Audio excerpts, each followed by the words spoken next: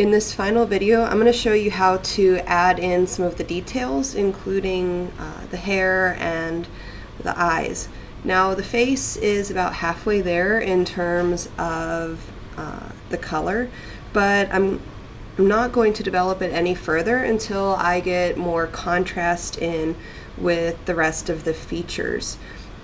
So the first thing I want to do is begin to add in the hair. My hair's brown, so I'm using the raw umber stick. I also am going to be using pretty much all the colors I did for the skin. I've got some warm colors, the red, the yellow, and the orange, in addition to blue and purple for the shadows. So remember, always put cool colors in the shadows, warm colors in the highlights. I'm going to put down my brown as a base, and I can also use that to clean up the edge of my face and give it a little bit of definition. Now at first the hair is going to look quite flat because I'm just adding in a plain color, and compared to the skin, it doesn't have the same intensity. There's not the same buildup of color. So we need to do the same thing we did in the skin in the hair.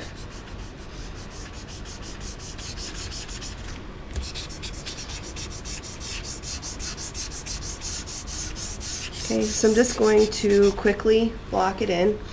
And from here, then I will begin to add some of the cooler colors in, the purples, in the shadows. The purple in the Nupastel kit is a pretty cool purple, so to warm it up, I'm going to add a little red over top of it. So again, going back to what you know about color, I'm going to put a little bit of red in the crown along with yellow. Yellow is an excellent color for highlights in the hair, especially if your hair is really dark. Yellow will keep it from going flat. And notice the strokes that I'm making. It's more, it's a little bit more like a mark I would make with a pencil. I'm not necessarily using it flat and blending like I was on the face. So I want to put in a little bit of green as well, because green here, even though typically it's a cool color, this green has quite a bit of yellow in it. So it's actually, when it blends with the brown, it's going to read as a slightly warmer color. And I'm going to make sure to hit all the spots where I put the red so that the green neutralizes the red.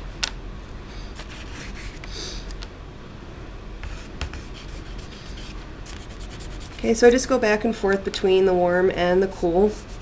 And at this point, now that all of the colors are on my page, I can begin to blend. So remember, you should be blending with something between your finger and the page, either a paper towel. You can get those triangular makeup sponges from the Dollar General. They're like $1.50 for a package. Those make really good blenders because they'll absorb the medium, and then you can actually use them to put color down later on. So as I'm blending here, I'm following the contours of the hair, so over and around. And up close you can see all those colors, but from a few steps back, they should optically mix. And you'll have to do a little bit of work here, just like you did in the face. You did a little bit, you blended it. You did a little bit, you blended it. So I'm up in the crown of the head, and right at the part where it goes a little darker, I'm just adding some cool colors. Also, I want to get a tiny bit of white, red, and yellow in there. I should have actually done that when I was working on the skin tone, wherever your part is, you're going to see a little bit of your skin tone showing through. That just makes it look more natural, unless like you have a helmet on. I have a lot of brown dust here right now, and I can actually move that into the skin if I want to. It'll create a little bit of unity. So I'm just picking some up on my finger, and anywhere that I need a little bit more shadow, like around the eyes, I'm just going to work with what I have and use it. That's why I like to work flat when I'm working with pastels, so that I can save that dust and move it around. So the reason you develop the face to the halfway point is because once these dark colors go on for the hair, or if your hair is light, of course you'll use a different range of pastels, but once you add the hair, it's going to change the value range in your skin, and so you'll have to go back in and rework some areas. I'm going to mark in the eyebrows just as short, choppy strokes.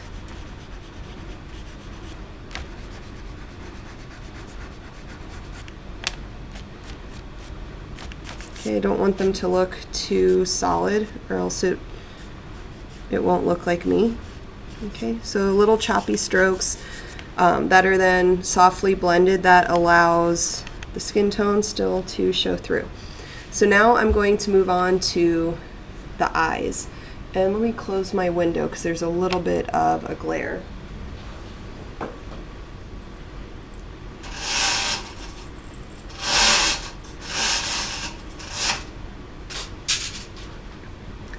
Okay.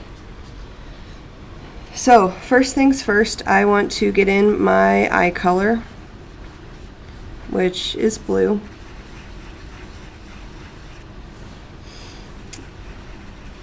And my eyes aren't quite that blue, so I'm going to use the opposite color, orange, to neutralize the blue. Not too much or it will turn brown, but just a little bit.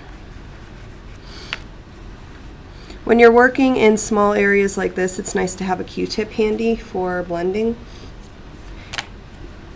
And the nature of the pastels is that they move around a lot. You've got a lot of pigment dust that you're dealing with. So you have to kind of embrace it and know that as you go on, you can clean things up.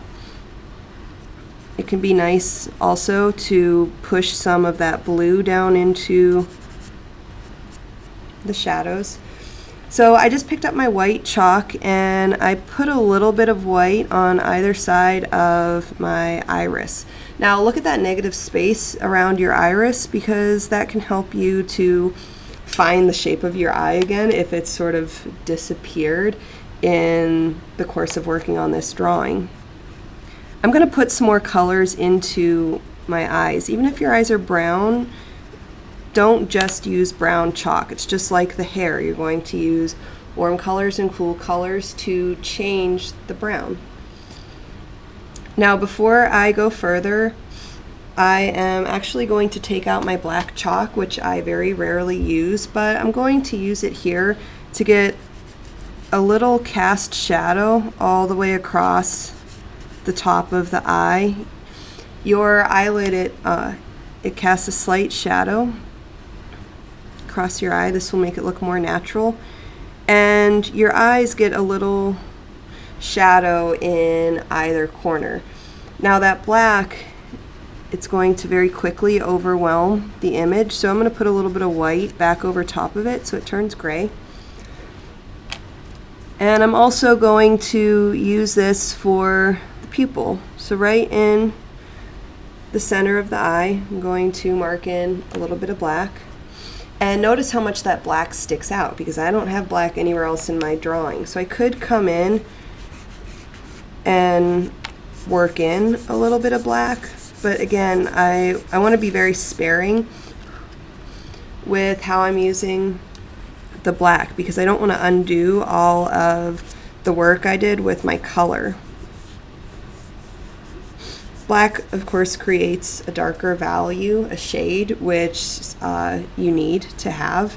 If the cool colors don't get you quite dark enough, then by all means use a little bit of black. I've just put a little bit into the hair because I'm interested in creating unity in my color and value scheme.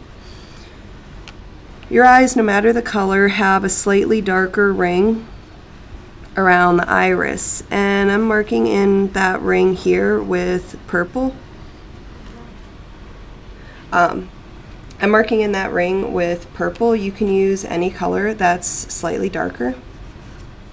Okay, and then the next thing that you'll do is mark in the eyelashes.